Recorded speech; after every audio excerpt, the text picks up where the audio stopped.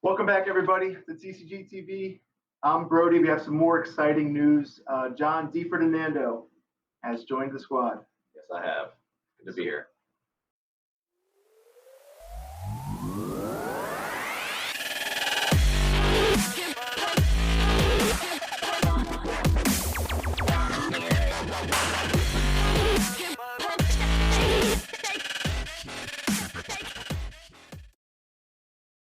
So, John has a very interesting background and got into commercial real estate in kind of a different avenue. So, John, tell us a little bit about your background here.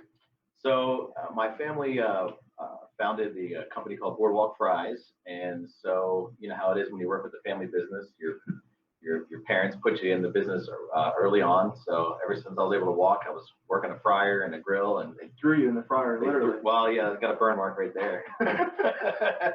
But so ever since I was a kid, I've been working in the restaurant industry, and when I got out of college, I went to officially work for my dad and my uncle, and started doing operations, and then kind of graduated into helping franchisees from the process of signing them up to getting a location to training their staff to opening, and then eventually to doing quarterly and yearly evaluations.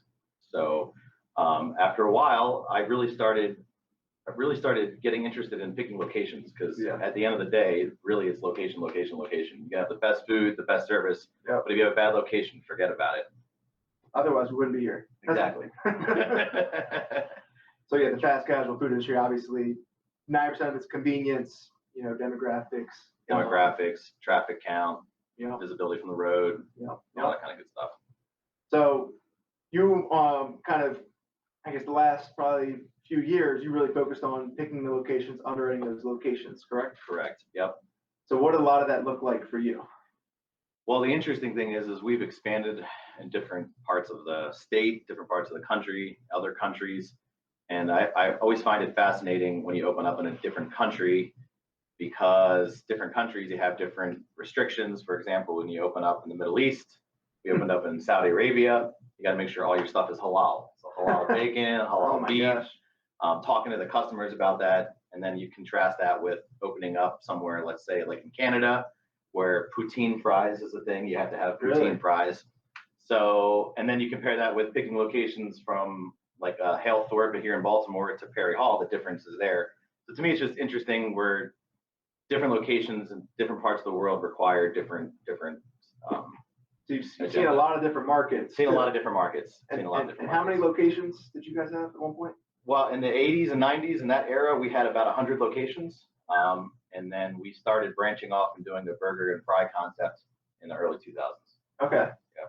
So you've done some interesting concepts too in other countries as well. Correct. Now, did you do the underwriting for those and the absolutely for those locations? Yep.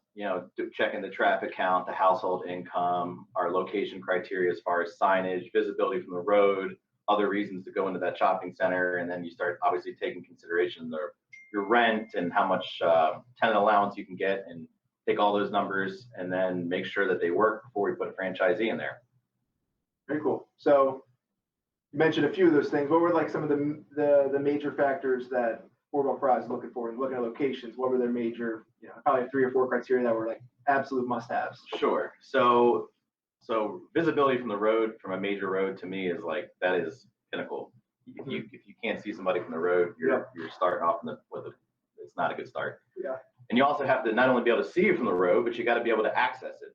So, if you can only access it on one side of the road, or you got to get off an exit ramp and do a loop around, it's really kind of devastating. Yeah. And then for Boardwalk Fries, we always like to have another reason to come to that location, whether it's a Target or a Best Buy or a grocery store or some sort of anchor, or there's just a ton of food around where people are coming there no matter what.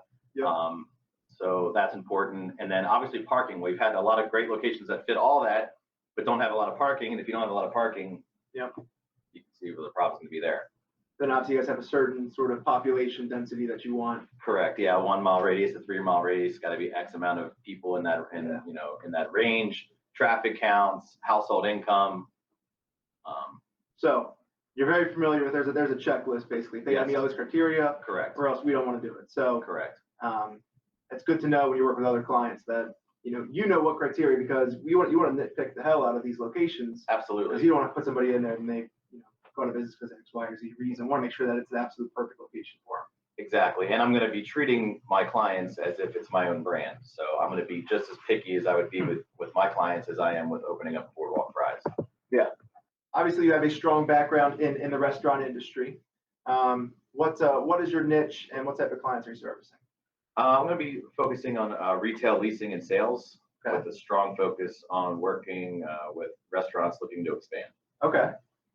And you have a few concepts like some fast casual sandwich concepts, franchises coming to the area. Yep.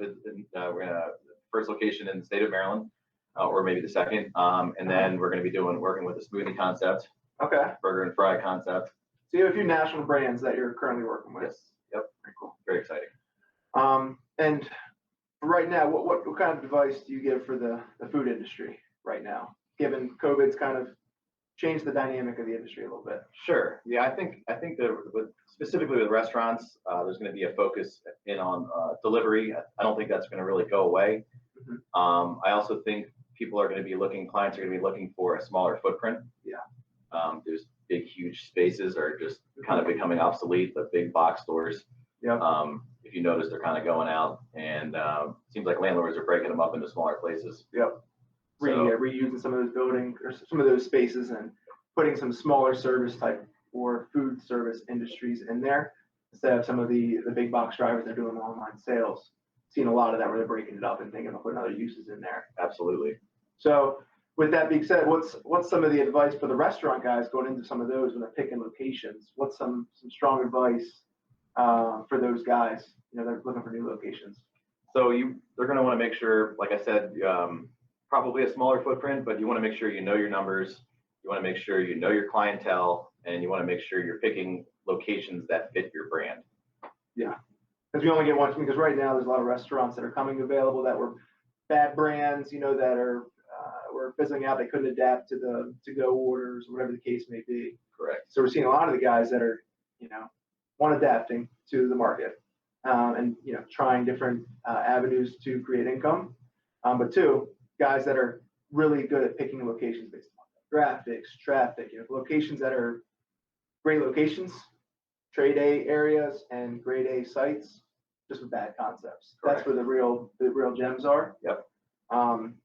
And also if you can find second generation spaces, restaurant spaces. That's helpful. That'll really help your numbers if you don't have to do all the plumbing and the electric and all that other kind of stuff. Saves your upfront build out costs. Saves your upfront build out costs, and you can negotiate more aggressively. Yeah. So obviously John has a wealth of information, has a great background. What are your closing thoughts? What are you going to be doing to help your clients? So I'm going to be treating my clients as if they're part of my own brand. So I'm going to be extraordinarily picky, and I'm going to take all the knowledge of all the locations, everywhere that I've experienced, give that knowledge to my clients, and make sure I'm doing the best I can to make them successful. Very cool. So everybody, welcome John to the team. Good to be here. If you have any questions, feel free to reach out to John. Anytime. What's your phone number and email? Always working. 4 kids, 2 jobs and a wife. What's the best way to contact you, Mr. 4 kids? It'd be 410-365-0447. You can call me anytime. I'm always working. Cool. And you can reach John his email at john@tenantcommercial.com. Very cool. Thank you guys for watching. If you guys have any questions at all, don't reach out to us. We're happy to help you out. Thanks.